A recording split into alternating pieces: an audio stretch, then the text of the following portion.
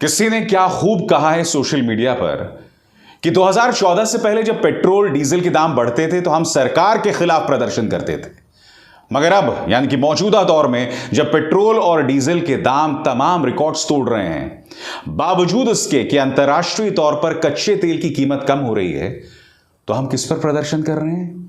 अजान पर, नमाज पर, हिजाब पर, कश्मीर फाइल्स पर, मुगलों को दोष मढ़ना कि उन्होंने ताजमहल क्यों बनवाया। आप जानते हैं पेट्रोल और डीजल के दाम इस वक्त क्या हालात हैं, जानते ही होंगे, मगर फिर भी पढ़ के सुनाना चाहता हूं दोस्तों आपको। खबर क्या कहती है दोस्तों? देश में सोमवार यानी 4 अप्रैल यानी कि आज 2022 को पेट्रोल डीजल के दामों में फिर से बढ़ोतरी हुई है। आज तेल में 40 पैसे प्रति लीटर की वृद्धि हुई। पिछले 2 हफ्तों में यह 12वीं बढ़ोतरी है दोस्तों, 12 बार यह बढ़ोतरी की गई है। बात यहां नहीं रुकती, यानी कि पिछले 14 दिनों में बस 2 दिन दाम नहीं बढ़ाए गए। 14 दिनों में बस 2 दिन दाम नहीं बढ़ाए गए, बाकी 12 दिन पेट्रोल और डीजल के दाम बढ़ाए गए हैं। और पिछले 2 हफ्तों में 8 रुपए 40 पैसे पेट्रोल और डीजल जो है वो महंगा हो गया है। क्या आप जानते हैं इस वक्त मुंबई और दिल्ली में क्या हालात हैं? दिल्ली की बात करें तो इस वक्त पेट्रोल का रेट है 103 रुपए 81 पैसे, डीजल का रेट है 95 रुपए 7 पैसे। वहीं अगर हम मुंबई की बात करें, मुंबई तो साहब तमाम रिकॉर्ड्स तोड़ रहा है, 118 रुपए 83 पैसे प्रति लीटर और डीजल 103 रुपए 7 पैसे। कार्यक्रम में मैंने आपको बताया कि इंटरनेशनली कच्चे तेल के दाम, क्रूड ऑयल के दाम जो है वो कम हो रहे हैं। खबर क्या कहती है? भारत में दामों में तेजी तब आ रही है जब अंतर्राष्ट्रीय बाजार में कच्चे तेल के दाम गिरने लगे हैं। सोमवार की सुबह भी अंतर्राष्ट्रीय बाजार में ब्रेंट क्रूड फ्यूचर में गिरावट दर्ज हुई। तेल तड़के सुबह 0.8% की गिरावट के साथ 103 रुपए 60 डॉलर प्रति बैरल पर था और अब यह गिरकर आ गया है 98 रुपए 35 डॉलर प्रति बैरल, यानी कि 100 जो डॉलर प्रति बैरल से भी नीचे आ गया है कच्चा तेल। मगर यहां पर कोई सवाल नहीं पूछने वाला है सरकार से कि आप हमें बताने की कृपा करें कि जब इंटरनेशनली पेट्रोल के दाम जो हैं वो कम हो रहे हैं तो भारत में क्यों बढ़ रहे हैं? और यही नहीं दोस्तों, सीएनजी, क्या आप जानते हैं कि 2.5 रुपए सीएनजी भी आज महंगी हो गई है और पिछले 1 महीने में 7वीं बार सीएनजी के दाम बढ़े हैं। सबसे पहले तो मैं आपको तेल का खेल समझाना चाहता हूं दोस्तों। चुनावों से ठीक पहले, यानी कि चुनावों से करीब 4 महीने पहले, इन्होंने पेट्रोल और डीजल के दामों को बढ़ने से रोक दिया था क्योंकि चुनाव आने वाले थे। बीजेपी सरकार को ये बताना था कि देखिए हमारे राज में हमने महंगाई पर काबू पा लिया है। तो इन्होंने जो 4 महीने पेट्रोल और डीजल के दाम पर कंट्रोल किया, उसका नतीजा ये हुआ कि तेल की कंपनियों को करीब 19,000 करोड़ का नुकसान हुआ। 19,000 करोड़ का नुकसान। अगर सामान्य तौर पर बढ़ने दिया जाता तो हालात इतने खराब नहीं होते। अब एक्सपर्ट्स ये बात कह रहे हैं कि जो नुकसान हुआ है तेल कंपनियों का, इन्हें कम से कम 20 से 25 रुपए बढ़ाना पड़ेगा पेट्रोल और डीजल के दाम। अगर चुनावों के चलते इन्होंने ये खेल ना किया होता तो ज्यादा से ज्यादा 10-12 रुपए पेट्रोल और डीजल के दाम बढ़ते। मगर चूंकि चुनाव आ रहे थे तो इन्होंने पहले तो कम किए और उसके बाद उस पर कंट्रोल कर लिया। मगर ये तमाम सवाल आप में से कोई नहीं पूछेगा क्योंकि आपका दिमाग जो है हिजाब, धर्म संसद, अजान, नमाज, इसकी तरफ जो है खींचा जा रहा है। आपको खुद से सवाल पूछना पड़ेगा कि अगर आप अपने दिमाग को इन फालतू के मुद्दों में इन्वॉल्व रखेंगे, अपने दिमाग को उसी चीज में लगाएंगे, तो इसमें फायदा किसका है? बताइए। देखिए, जब सरकार को आप जवाबदेह बनाते हैं, जब सरकार से आप सवाल करते हैं ना, तो लोकतंत्र मजबूत होता है। सवाल बीजेपी से ही किया जाएगा क्योंकि केंद्र में वो सरकार में है। दिक्कत क्या है कि सत्ता में आने के 8 साल बाद भी बीजेपी सरकार जो है पुरानी कांग्रेस सरकार पर दोष मढ़ती है कि साहब यहां पर जो पेट्रोल और डीजल के दाम बढ़ रहे हैं, इसमें दोष जो है पुरानी कांग्रेस सरकार का है। 8 साल हो गए हैं दोस्तों, 8 साल में कुछ नहीं कर पाए। अच्छे दिन का वादा था, महंगाई पर काबू पाने का वादा था, कुछ नहीं कर पाए हैं।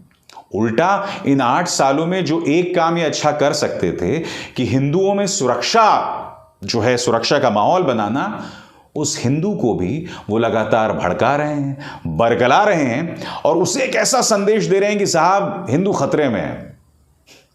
अजीबोगरीब बात नहीं लगती आपको? इस देश में हिंदू हृदय सम्राट की सरकार है, बावजूद इसके हिंदू डरा हुआ है, बावजूद इसके हिंदुओं को बताया जाता है कि मुसलमान तुम पर राज करेगा। और दिलचस्प बात यह है कि पढ़े लिखे मध्यम वर्गीय लोग मेरे जैसे जो है ना, इस वाहियात प्रोपेगेंडा में विश्वास करते हैं, जिससे पता चलता है कि पढ़ने लिखने का कोई फायदा नहीं है, कोई फायदा नहीं है।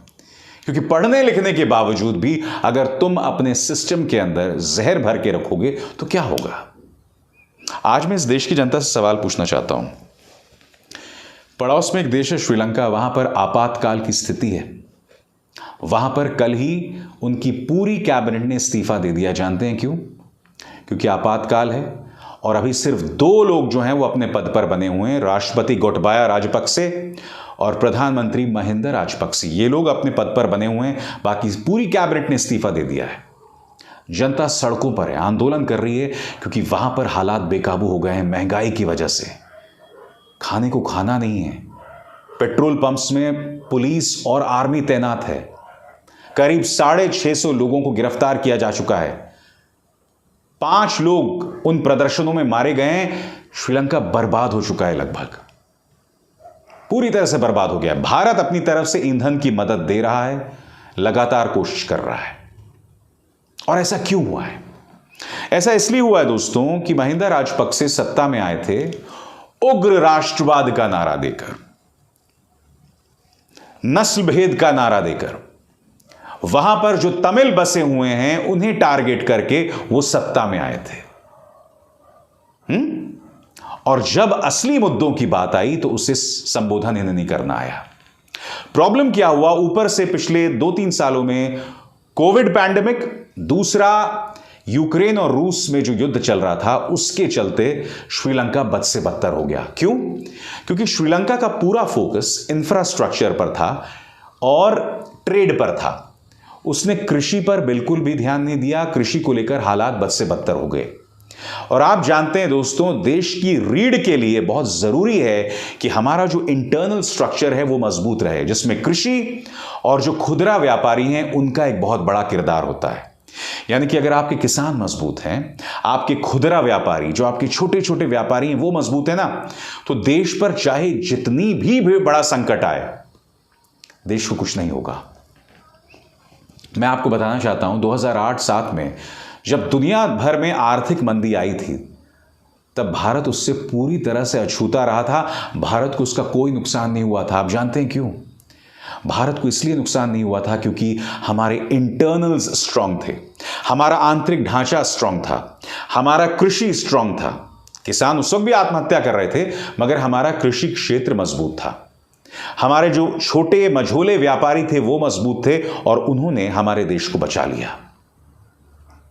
हमें सीखना पड़ेगा कि जैसे जैसे इस सरकार के पर, एक तो देखिए, एक बात को समझना पड़ेगा, इस सरकार पर कोई दबाव नहीं है किसानों की स्थिति को बेहतर करना, व्यापारियों की स्थिति को बेहतर करना, महंगाई को कंट्रोल करना, बेरोजगार जो घूम रहे हैं उन पर उनकी समस्याओं का समाधान करना। इस सरकार पर कोई दबाव नहीं है। क्यों दबाव नहीं है? क्योंकि मीडिया दबाव नहीं डालता।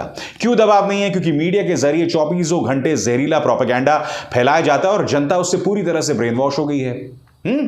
धर्म का जहरीला धतूरा चाट के उन्होंने अपनी जिंदगियां बर्बाद कर दी हैं। इसलिए महंगाई, बेरोजगारी, किसान, छोटा मझोला व्यापारी, इस तरफ किसी का ध्यान नहीं है। उल्टा जब आप उन व्यापारियों से उनसे पूछते हैं तो हाँ साहब, हमारे हालात तो बदतर हैं, मगर हिंदू तो सुरक्षित है। मैं आपसे पूछना चाहता हूं, 2014 से पहले नौकरियों को लेकर कहीं बेहतर स्थिति थी, सब लोग अपना काम कर रहे थे। उस वक्त हमारे हिंदू धर्म को कौन सा खतरा था? ऐसा क्यों है कि साल 2022 में आके हमें हिंदू खतरे में दिखाई दे रहा है? पिछले 5-6 सालों में अचानक यह हिंदू खतरे में है का राग क्यों अलापा जा रहा है? यह राग इसलिए अलापा जा रहा है ताकि आप बुनियादी समस्याओं पर ध्यान ना दें। वो समस्याएं जिनका सीधा नाता आपके और हमारे साथ है, हमारे बच्चों के भविष्य के साथ है, हमारा ध्यान उसकी तरफ बिल्कुल भी नहीं है और नतीजा आपके सामने है। खैर, मगर इस मंच का मकसद यह है कि मैं आपके सामने असली मुद्दे लाऊं।